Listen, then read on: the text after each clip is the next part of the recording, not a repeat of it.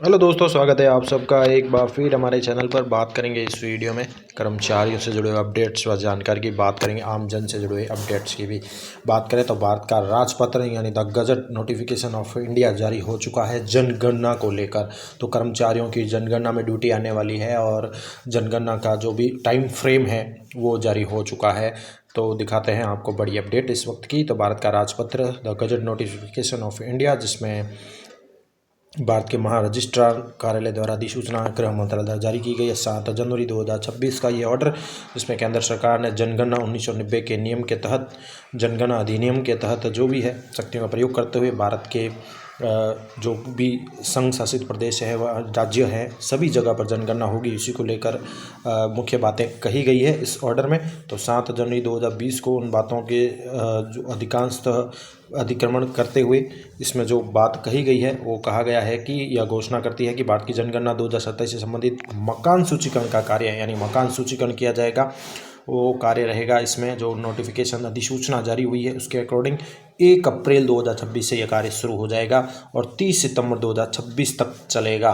तो 1 अप्रैल से 30 सितंबर 2026 के बीच में मकान सूचीकरण का कार्य होगा। भारत के सभी राज्य, संघ राज्य और प्रत्येक राज्य और संघ राज्य क्षेत्र द्वारा निर्दिष्ट 30 दिन की अवधि के दौरान किया जाएगा। यानी हर एक राज्य को, हर एक संघ शासित प्रदेश क्षेत्र को 30 दिन का टाइम फ्रेम मिलेगा।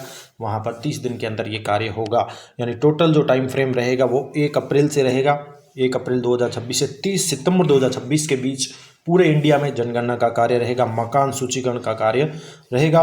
और जो भी राज्य हैं यानी सभी राज्य हैं, संघ क्षेत्र वाले आ गए, प्रत्येक राज्य है संघ राज्य क्षेत्र में 30 दिन की अवधि रहेगी। 30 दिन के दौरान ये कार्य किया जाएगा। इसके साथ ही स्व गणना के लिए भी विकल्प उपलब्ध होगा। स्व गणना यहाँ कह सकते हैं एक प्रकार से अपने आप ही ऑटोमेटिक कह सकते हैं, जो भी कह सकते हैं नागरिक हैं वो अपनी गणना ऑटोमेटिक कर पाएंगे। इसके लिए अलग से हो सकता है पोर्टल या ऑनलाइन सिस्टम अपडेट किया जा सकता है।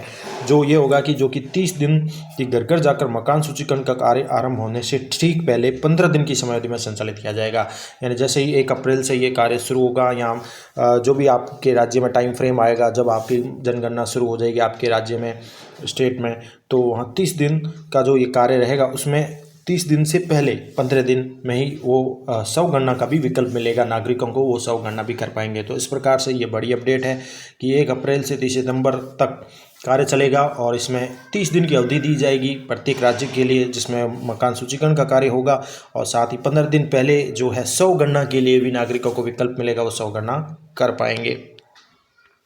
तो भारत की जनगणना 2027 के लिए प्रथम चरण में जो कार्य होगा वो होगी मकान का सूचीकरण किया जाएगा और आवास की गणना की जाएगी। तो इसका टाइम फ्रेम जारी हो चुका है और ये लगभग मकान सूचीकरण का जो कार्यक्रम है 1 अप्रैल से 30 सितंबर तक रहेगा और पूरे भारत में यानी भारत के प्रत्येक राज्य हो, चाहे वो केंद्र शासित प्रदेश हो, वहाँ पर ये 30 दिन की अवधि के दौरान ये कार्य संचालित किया जाएगा 1 अप्रैल से 30 सितंबर के मध्य। और स्व गणना के लिए भी इसमें कहा गया है कि 15 दिन पहले ही घर घर जो सूचीकरण का आरंभ होने से 15 दिन पहले ही यह व्यवस्था उपलब्ध रहेगी। स्व गणना यानी नागरिक स्वयं भी अपनी गणना कर पाएंगे। हो सकता है इसके लिए ऑनलाइन पोर्टल हो या ऑफलाइन व्यवस्था रखी जा सकती है सरकार के द्वारा। तो अब जनगणना को लेकर यह महत्वपूर्ण अपडेट है आम जन के लिए, आम नागरिकों के लिए, कर्मचारियों के लिए। ये है कि कर्मचारियों की ड्यूटी भी अब लगेगी, जैसा कि 1 अप्रैल से 30 सितंबर तक मकान सूचीकरण का कार्यक्रम चलेगा। तो जैसा कि विदित है कि 1 अप्रैल से हमारा नया सेशन भी शुरू होने वाला है राजस्थान में। इस बार नया सेशन बच्चों के शुरू हो जाएगा, नया शिक्षण सत्र जिसे कह सकते हैं।